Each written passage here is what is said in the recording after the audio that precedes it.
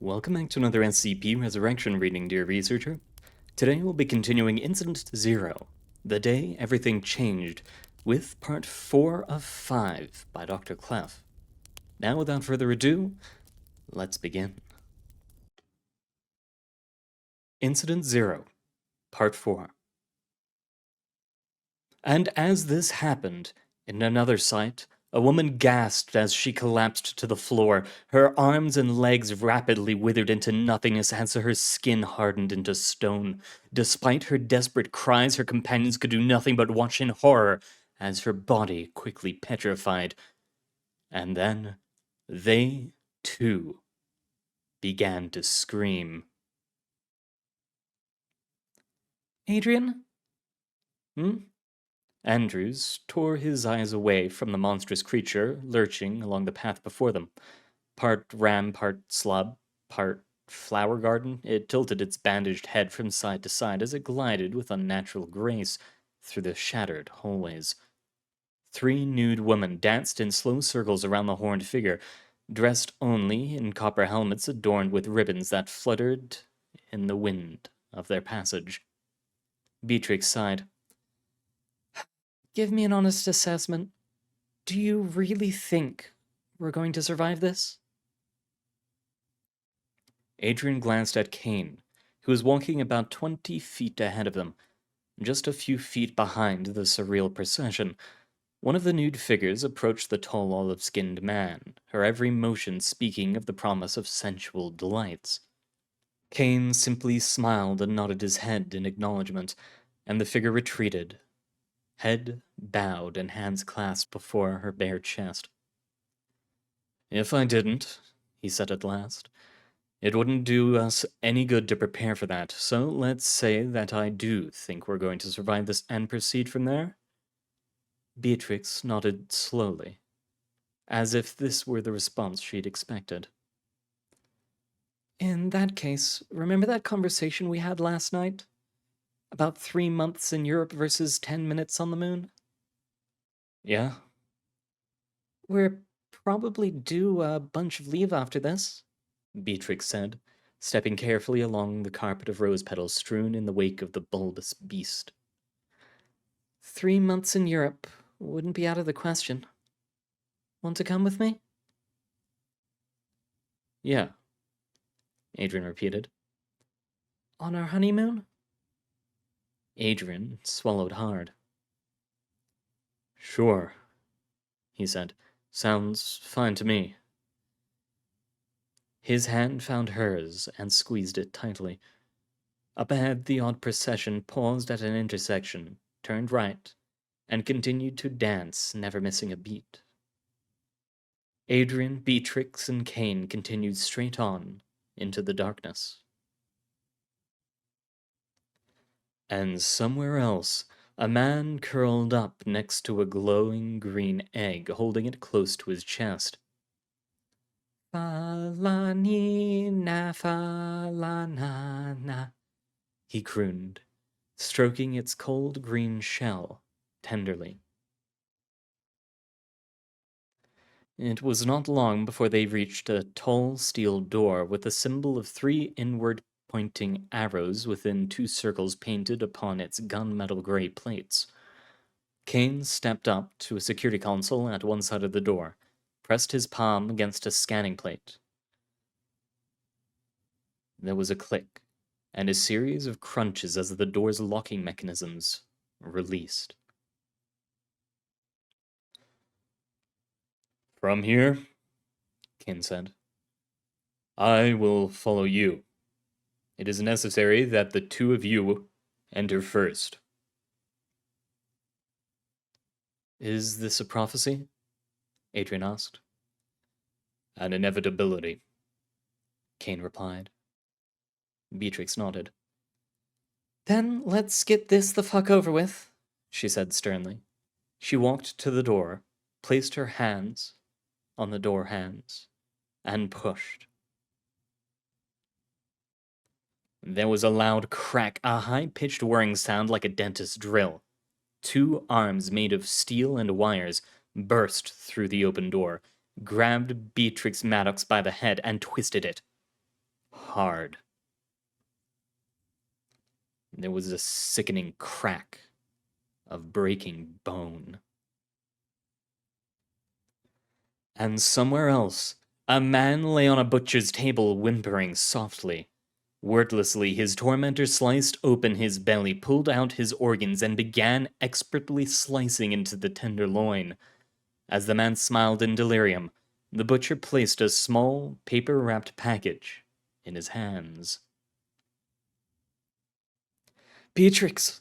Adrian locked his anguished scream away inside the part of his mind that still wept when it sliced open the belly of a living cat. The rest of him raised his rifle and fired at the steel doll as it dropped Beatrix's broken body to the floor. It was a good, clean, solid burst to center mass. The bullets flattened against the steel woman's bare belly and clattered to the floor.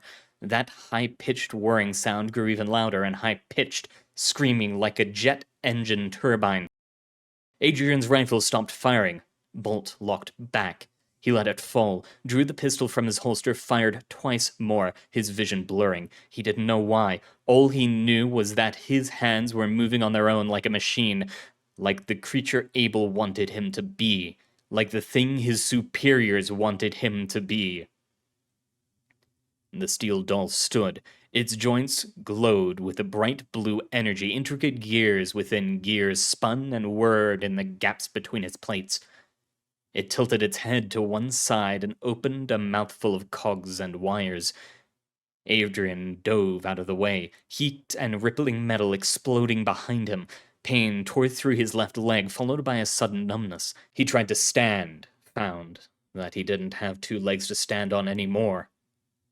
The steel doll slowly got to her feet from where the back blast had hurled it across the room. And somewhere else, a woman screamed as a powerful beak tore into her face, ripping open her cheek and eyes. She struggled to get free, but her attackers were merciless, ripping off an arm with a cruel slowness. And Adrian fled. He scrambled away from the steel doll towards the dusky-skinned man who still stood smiling softly just outside the doorway of the chamber. Something in him screamed that this wouldn't work. That this could never work, but he had no other way. He turned, saw the steel doll revving up, joints glowing blindingly bright. It streaked towards him, ready to punch through and rip apart anything to get to the thing she hated so badly. The steel doll's fist smashed into Kane's face with all the force of a speeding train. The sigil on Kane's forehead flared blue, blindingly bright, illuminating the entire corridor like a camera's flash. There was an explosion. The gynoid came apart in a shower of steel and silicon, shrapnel bursting forth like a detonating shell. The last thing he saw was a razor-edged shard hanging in the air. His pain-addled mind tracked the course of that deadly little shard of metal, all the way until it drove itself into his brain. And somewhere else, a squad of men struggling to get the doors to their chamber open froze as they felt a small tickle growing in their noses and throats. Within a moment, they were laying on the floor, gurgling out their last breaths as they struggled to breathe. Their deaths were witnessed only by a shadowy figure who regarded the dying men with something that resembled pity. And somewhere, Agent Fredrickson screamed as a razor-toothed earthworm 14 inches long burrowed hungrily into his open eye.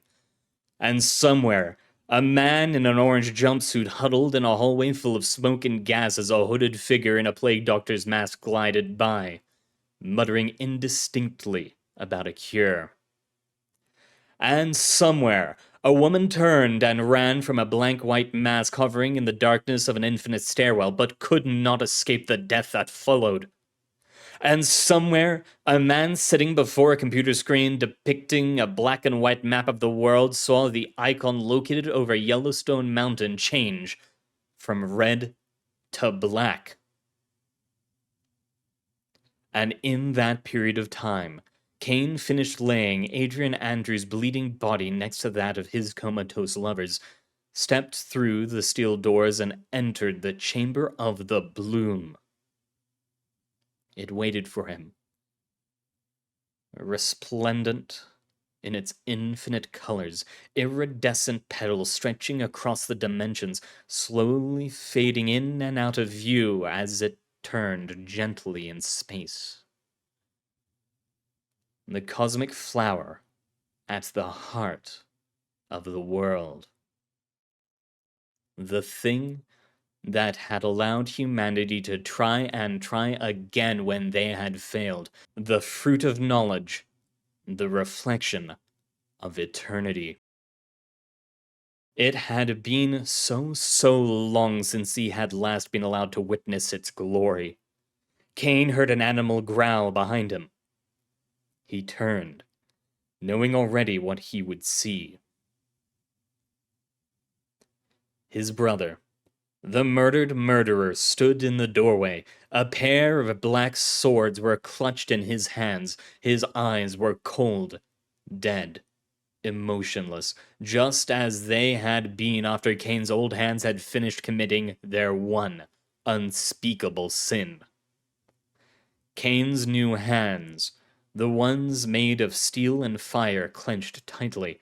Blue flame erupted from between the joints of his artificial arms. They were matched by the crimson flames that burst forth from his brother's demonic tattoos. Abel took a single step forward. One more part to Incident Zero. And it's one of my favorites. See you all next time, where resurrection truly begins.